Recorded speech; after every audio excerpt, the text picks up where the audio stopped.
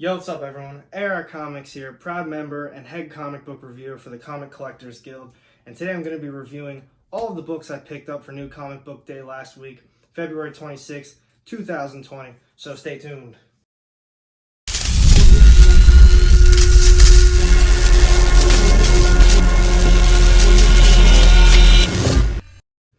Welcome back everyone.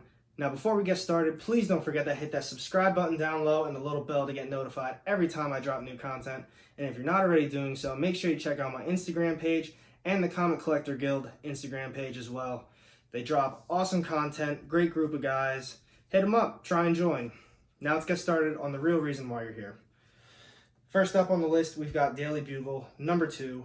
I love this run so far. I think it's fantastic and they've done a very good job with it. And I love how it's just not all about Spider-Man doing, Spider-Man things, saving the city, all that stuff. It's more all the people that you saw in the first issue, they kind of expanded and they're really just out in the field looking for news stories. But in this issue, they've kind of solidified what news story they're going to have, and now they're just trying to investigate and dig deeper. I really like it so far, and if you're not reading it, give it a shot, especially if you're a Spider-Man fan. I know you'll like it. Next up on the list, Folklords, number 4. It's been a letdown. It continues to be a letdown. There's only one issue left, so I've got to finish it off.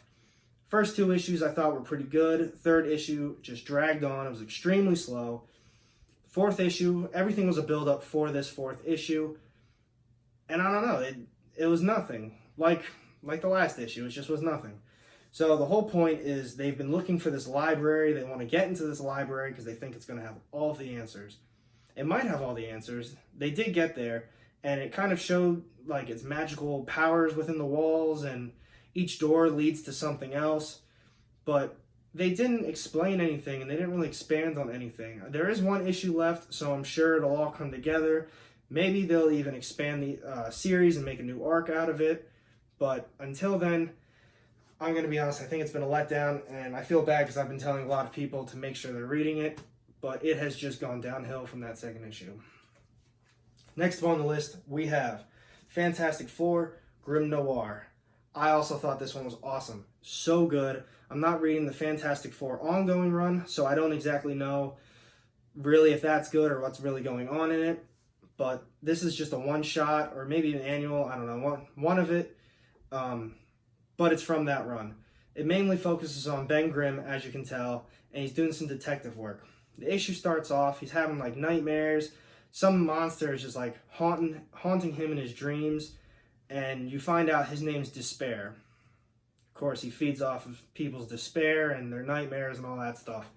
But I guess one particular night when he was being haunted by Despair, Ben Grimm's neighbor, who's a singer, her name's Rosemary, she, I guess, was singing, and Ben Grimm was able to hear it in his dreams, and Despair somehow was able to kidnap her through his dream, or was able to come out through his dream and kidnap her, something like that. Either way, that's what Ben Grimm was up to for the entire issue. He was doing detective work, he was trying to find her, and then eventually he beat Despair, but the last page it ended with a will we see him again, or to be continued, ?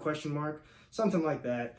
So they might bring back Despair. I thought it was really cool, and the artwork was beautiful. It had that like noir aspect to it. It was great. Give it a shot if you didn't pick it up this last week. Another issue that I've been loving, Ant-Man number 2.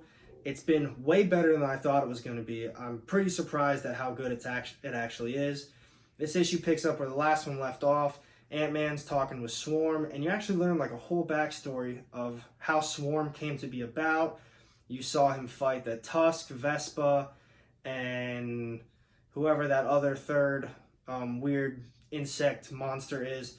But you learn that they're all the children of this bigger one called Macrothrax, and Macrothrax wants to take over the world. And once he sees Ant-Man's powers, he wants these Pym particles because I guess he can read minds or something like that, and he sees through Ant-Man's mind how his own suit works. So that's now his new objective, is to find where these Pym particles are. It was actually a really cool read. I'm really digging it, and it was a last second pickup.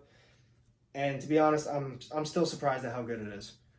Next up on the list, we have ForceWorks 2020, another run that I'm still very surprised I keep buying and how good it is.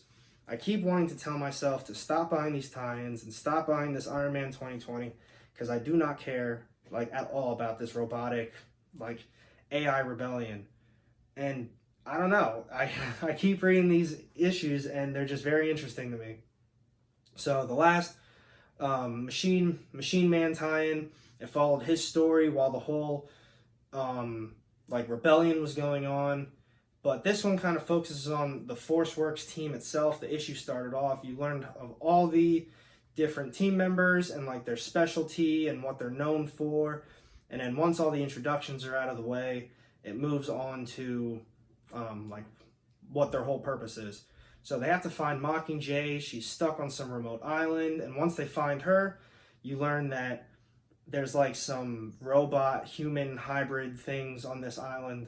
And they immediately overwhelm the ForceWorks teams and they want to turn them into like this hybrid. Whatever they are, they want to turn them into it.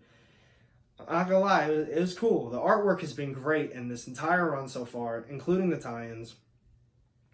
I'm just gonna say it right now, I'm gonna keep getting them. I like them, I think they're interesting. And so far, the issue really hasn't let me down. Machine Man was okay, but it was still a good issue. So I don't know. If you have been reading this, let me know what you think down low in the comments because I'd love to hear what other people's thoughts are because I don't know anyone else that's reading it so far. Next up, Joe Hill House Comics, Basket Full of Heads, number 5. I don't know. It was really good. It was a really good issue. The last one I was talking about, I didn't think it was all too good. They kind of went a more comedic route. I thought we lost focus of what the whole issue itself or the whole run itself was about with Liam being missing. It kind of turned the focus to June and this axe and whatever like its powers are.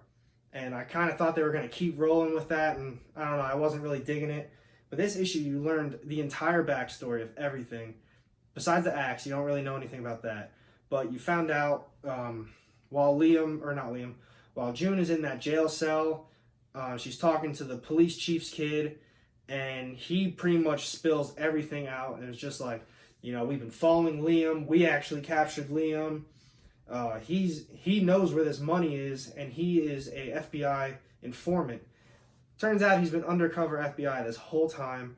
He knows that this whole city's corrupt, and he wants to figure it out.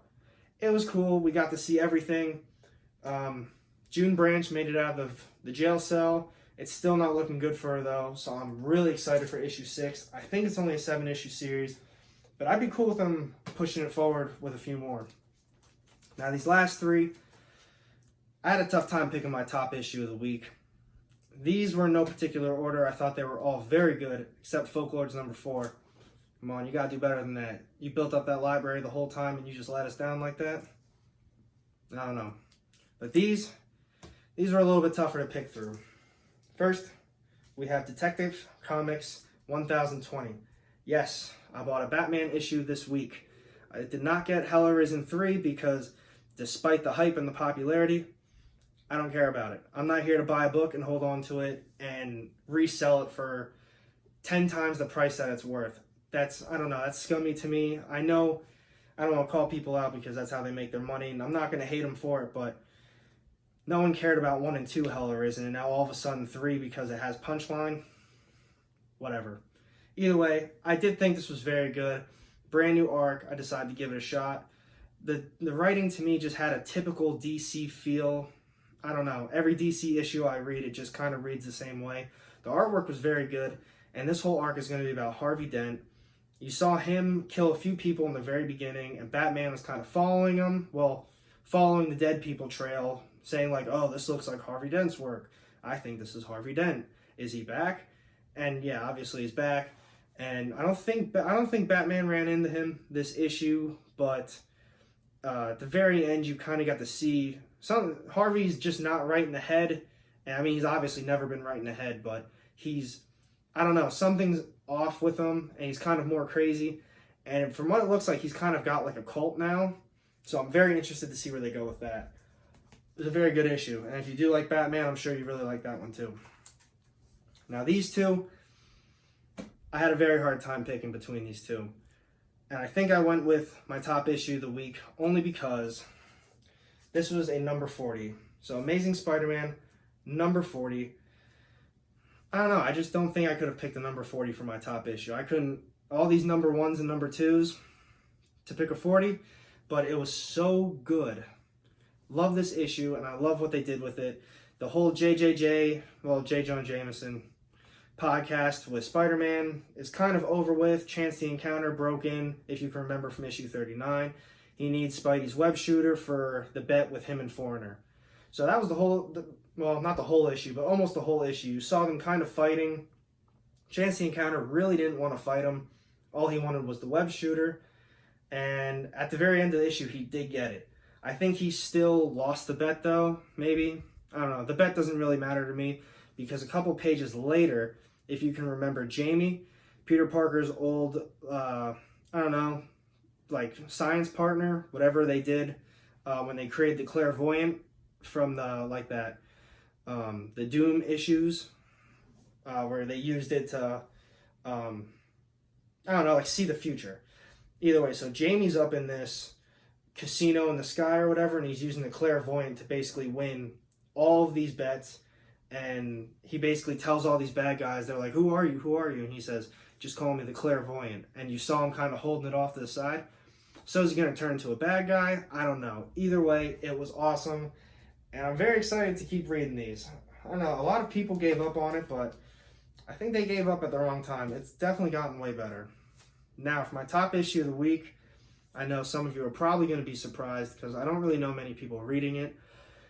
But without further ado, my top pick of the week, Star number 2, which is crazy because I just read Star number 1. I think that Wednesday when I picked up this one, I think I read the first one that morning and was like, yo, I'm picking up number 2. So the way the first issue ended was Star was with Jessica Jones and Scarlet Witch, and she's basically trying to fight them, and she's like, I just want to know who's hunting me, because she's got the Reality Stone in her, and once people figure that out, they're obviously going to want her. So this issue picked up with her, Star, and Scarlet Witch in some cave or somewhere unknown, because I don't know where it was. And you just kind of saw them fighting monsters the whole time. Kind of Scarlet Witch is just talking to her about this Reality Stone and saying you can't really keep using it like you are, you're abusing it, and every time you use it, it's kind of altering reality and not in a good way, especially because you don't know what you're doing with it and it's got a lot of power. And you saw Star just being like, I don't know, that cocky self that she is, like, kind of screw you, I don't need to listen to you. So that was like most of the issue. It was really cool to see them going back and forth and the fighting, plus the art's awesome. But the cool thing to me was, at the very end, the Black Order showed up, and apparently they're the ones that have been hunting Star this whole time. There's probably other people too, but they're the first ones to pop up. And that is Star number 2. That was my top pick of the week. I thought it was awesome, but to be honest, I thought all these issues were really good. So what did you guys pick up this week? Did you pick up any of these books? Are any of these books your top issues as well? Let me know down low in the comments, because I love having discussions about this stuff. Don't forget to like my video, and make sure you check out Comic Collectors Guild. Great group of people. So let me know what you guys think. And with that, have a good night.